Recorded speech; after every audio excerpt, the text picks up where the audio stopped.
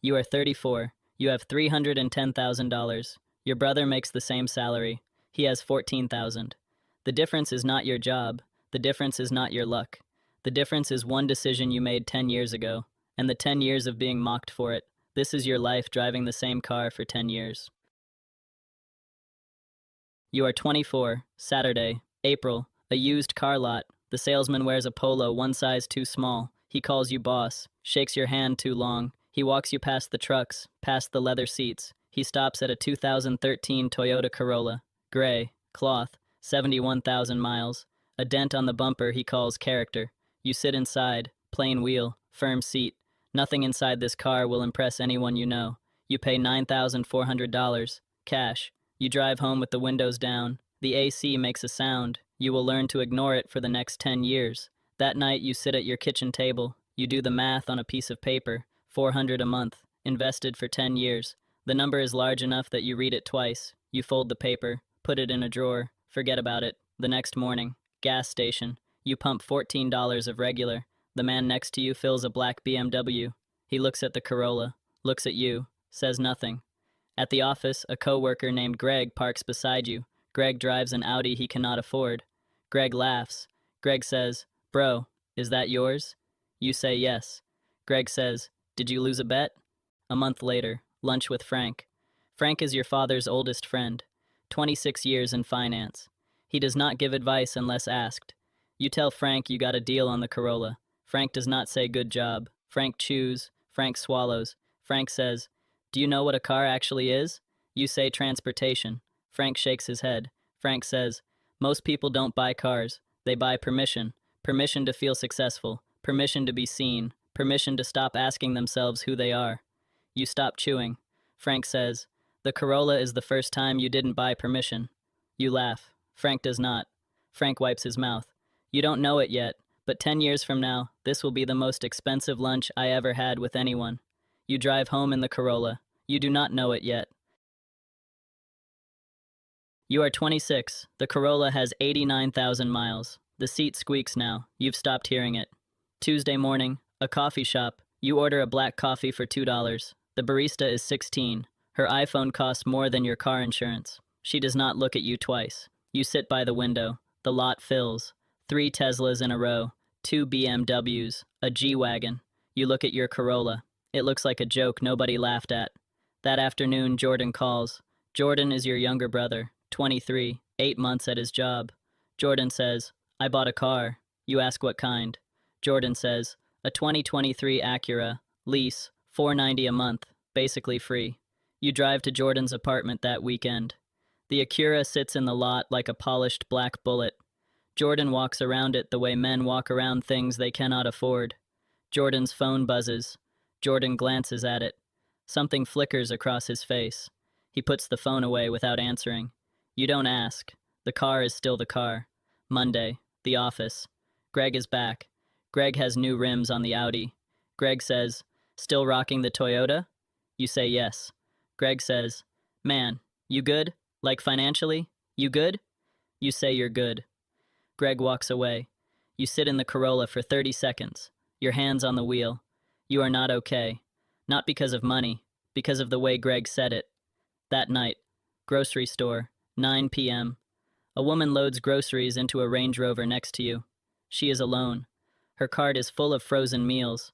She looks at your Corolla. She looks at you. She says, "Is that a 2013? You say yes. She says, "Smart. They last forever." She closes her trunk and drives away. You stand in the parking lot. The woman in the Range Rover just said the only kind thing anyone has said about the Corolla this year. You drive home. You sit in the kitchen. The piece of paper from 2 years ago is still in the drawer. You take it out. The number has grown. You put it back. The doubt is starting to live inside you. The car is still the car. You do not know it yet. But the question Frank planted is starting to grow. You are 28. The Corolla has 112,000 miles. The driver's side door takes 2 pulls to close. You know the trick. A Monday morning, office parking lot. A woman from accounting walks past your car. Her name is Rachel. She is 46. She drives a Camry. Rachel stops. Rachel says, "Honey, are you okay?" You say you're fine. Rachel says, "If you need anything, a loan, anything, just ask. We've all had hard years." You smile. You say thank you. Rachel walks away. You are not having a hard year. You have $91,000 in your savings. But you cannot say that. Wednesday, lunch, the cafeteria. Two coworkers at the next table do not see you sit down. The first one says, "Did you see his car?" The second one says, "I feel bad for him. He works hard." The first one says, "Maybe he sends money home or something." You stand up. You leave your tray. You eat at your desk. The car is still the car. Friday, a grocery store. You push a cart down the cereal aisle. A neighbor recognizes you. She is 60. She lives 3 doors down. She says, "I saw your car in the driveway. I have a nephew who fixes those for free, just so you know." You say thank you. She pats your arm. She says, "We all go through seasons." You stand in the aisle holding a box of oatmeal. Saturday, a family dinner. Your mother pulls you aside in the kitchen. She says, "Your father and I talked. We can help with a new car, just a little." You say you don't need help. She says, "It's okay to need help." You hug her. You change the subject. That night you drive home in the Corolla. You pass Jordan's apartment. The Acura is in the lot. So is a new Mercedes. You don't ask whose. Jordan's phone is on the dashboard. The screen lights up. A bank notification. Jordan is inside. He doesn't see it. You drive past. You sit in your kitchen. The piece of paper is in the drawer. The number is now larger than your annual salary. You don't open the drawer. You do not know it yet. But pity hurts more than mockery. The car is still the car. You are 30. The Corolla has 136,000 miles. A new sound has started under the hood. You ignore it. Her name is Sarah. You have been dating Sarah for 8 months. Sarah is a nurse. Sarah drives a 2019 Honda Fit. Sarah has never said a word about your car. A Saturday in June, a friend's wedding, an outdoor venue, white flowers, a string quartet. You drive Sarah in the Corolla. She holds her dress in her lap so it doesn't catch on the seatbelt. You park in the back row. You walk to the venue holding her hand. The parking lot is full of Range Rovers, Teslas, a Porsche, a G-Wagon parked at an angle. Sarah looks at the lot. Sarah looks at you. Sarah says, "Wow, Jordan's doing really well, isn't he?" You stop walking. She is not being cruel. She is making an observation. That is what makes it worse. You say, "Yeah, he's doing well." At the reception, Jordan arrives in a matte gray electric SUV, brand new. Sarah's face changes. She tries to hide it. You see it. Jordan walks over. Jordan hugs you. Jordan smells like cologne that costs more than your monthly grocery bill. Jordan's phone buzzes inside his jacket. Jordan does not check it. Jordan's eye twitches. Jordan says, "Bro, you gotta upgrade. Just once. You'll feel different." You smile. You say maybe. That night, Sarah is quiet in the car. Halfway home, she says, "I just want you to enjoy your money. That's all." You drop her at her apartment. You drive home alone. The car is still the car. You sit on your couch at 1 a.m. You open your phone. A car app. You scroll. A 2024 Lexus. $43,000. Financing available. Your thumb hovers over the button. You think about Sarah's face in the parking lot.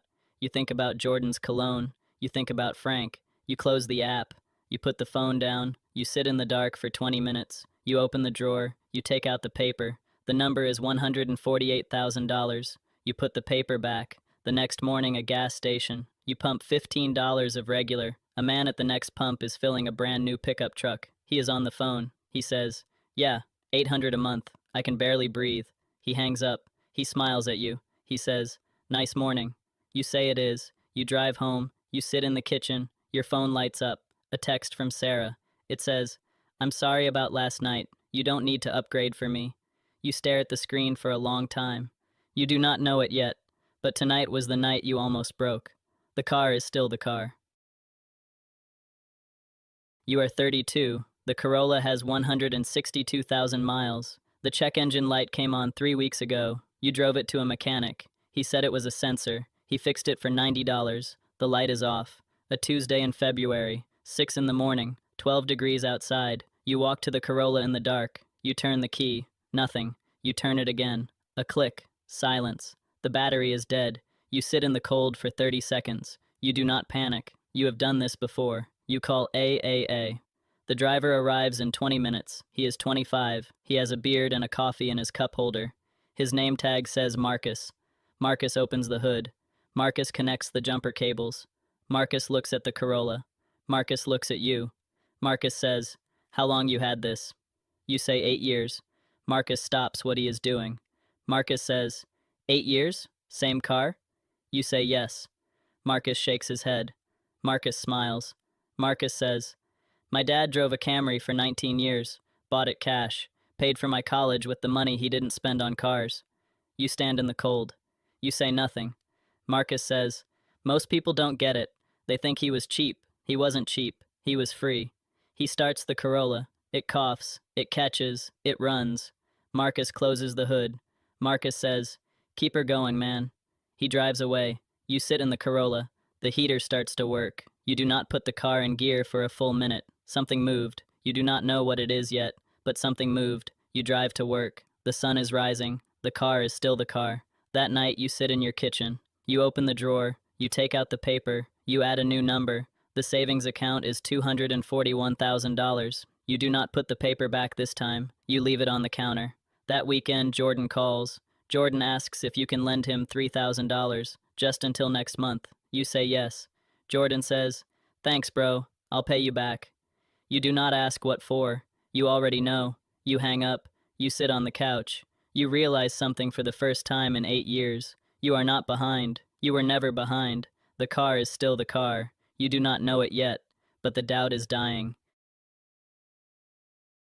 You are 34. The Corolla has 198,000 miles. It is a Friday in March. You are sitting at a stoplight when you hear it, a grinding under the hood, then a hiss, then silence. You coast into a parking lot. You call AAA. The mechanic looks at it for an hour. He comes out wiping his hands. He says, "Head gasket, $2,800 to fix. Honestly, I wouldn't." You sit on a bench outside the shop. The sun is warm. You are not sad.